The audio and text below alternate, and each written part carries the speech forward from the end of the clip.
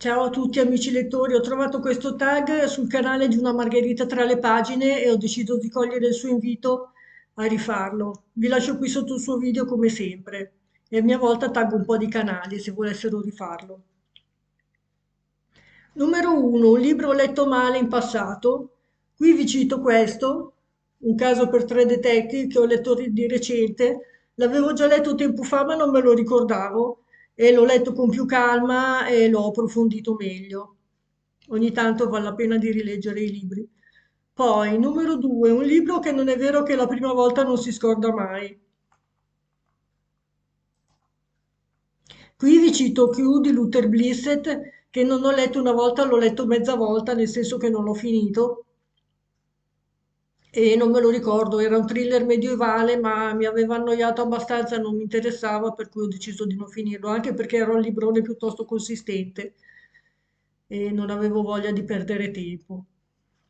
Poi, numero 3, un libro appartenente a una saga da dover rileggerle per poterla proseguire. Non sto leggendo saghe. Numero 4, un libro a cui sei affezionato è questo, Alice nel Paese delle Meraviglie attraverso lo specchio. È forse uno dei primissimi libri che ho letto quando avevo 5-6 anni, me l'hanno regalato e lo ricordo ancora con tanto piacere.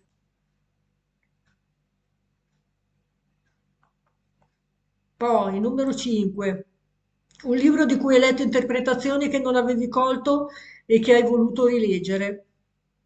Qui vi cito L'uomo che possedeva il mondo di Charles Eric Maine, che era un libro di fantascienza molto bello, ambientato in un futuro distopico dove c'è una guerra per il controllo dell'universo tra terrestri e marziani.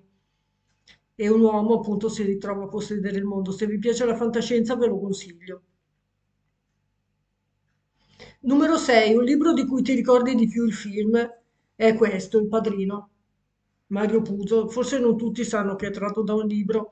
Molto bello anche il libro, però il film ti colpisce di più. È molto spettacolare, molto visivo come film. Numero 7, un libro riletto per ragioni di studio e che hai apprezzato di più. Qui è il contrario, nel senso che l'avevo letto a scuola e poi l'ho riletto privatamente, che è il Fu Mattia Pascal di Luigi Pirandello. Me lo fecero leggere alle medie e da allora mi è piaciuto molto Pirandello, è diventato uno dei miei autori preferiti.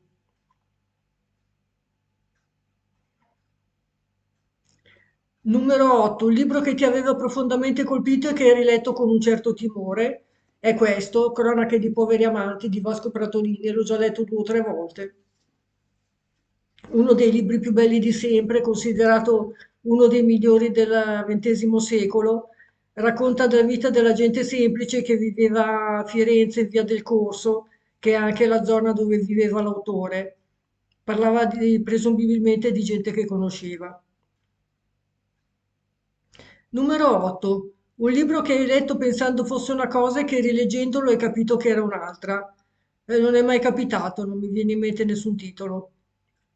Numero 10, libri da rileggere al più presto. Qui mi viene in mente La Perla di John Steinbeck, uno dei libri più belli che ho letto recentemente, ve ne ho già parlato. C'è questo povero cacciatore di perle messicano che scopre una perla bellissima e pensa di riscattare una vita di miseria, vuole comprare una bella casa, tanti bei vestiti per la moglie, per il suo bambino, mandarlo a scuola, eccetera. In realtà troverà solo guai, grazie a questa perla.